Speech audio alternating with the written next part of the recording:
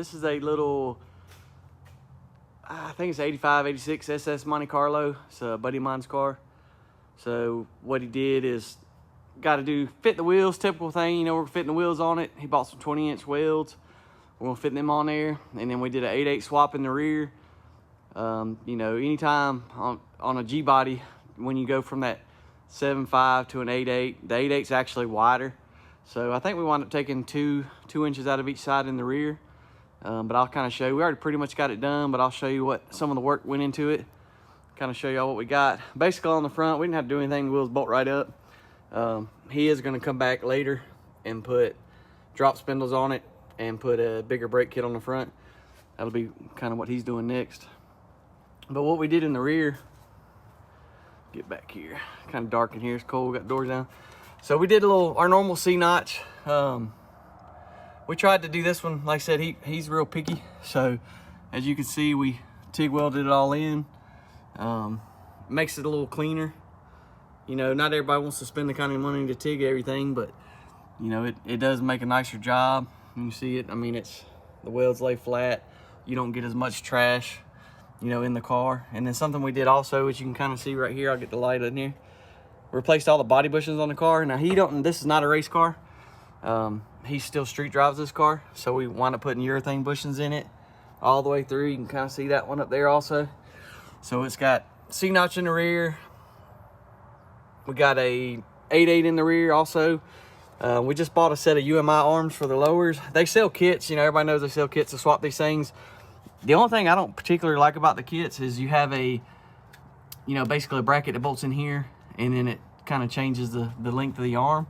So what we do is we just machine the bushings. I order a set of UMI arms, and we machine the bushings, make them fit up here to get our offset right, because the ears on an 8/8 are over to the sides further out than on a 7.5. So what we'll do is we'll machine our bushing here, and then we actually cut the arms and shorten them, and we actually slide them through, and then, you know, weld the back side and the front side. So it actually makes it a lot stronger than the way they come, because originally, like these arms, you can see they actually just come butt welded to this face of this bracket. So it's actually not that strong anyway. But got a set of biking coilovers on the rear. I'll get it raised up and let me show you some of the stuff you did on the bottom of it.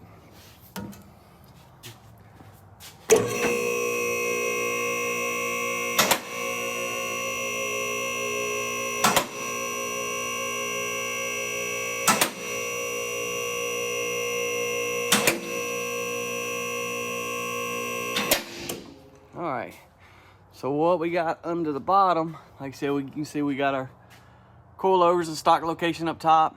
They actually sell a kit that bolts to the 8/8, but you know, just like anything else, once you know, anytime they say something fits, it usually don't. So just kind of keep that in mind. You're gonna have to modify some stuff, and especially on an 8/8, you know, they hang different, you know, when they're in the air. So you just got to make sure that when you set everything and weld everything in place, that it's on the ground at ride height, because the angles of everything's changed a little bit. You want to make sure your pinion angle's right. But what we did on this car here, since it's going to be a street car, we did our normal side-to-side bar, chrome ollie, inch and 5/8.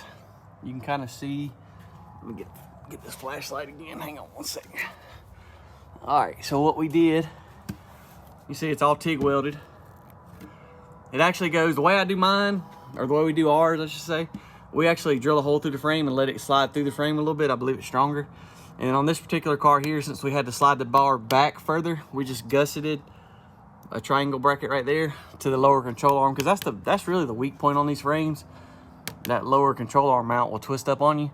And then what we did is, it actually goes through the floor, as you can see. So basically what that bar does is to keep it from being super low and hanging on the car and ugly, we actually tuck it up under the back seat.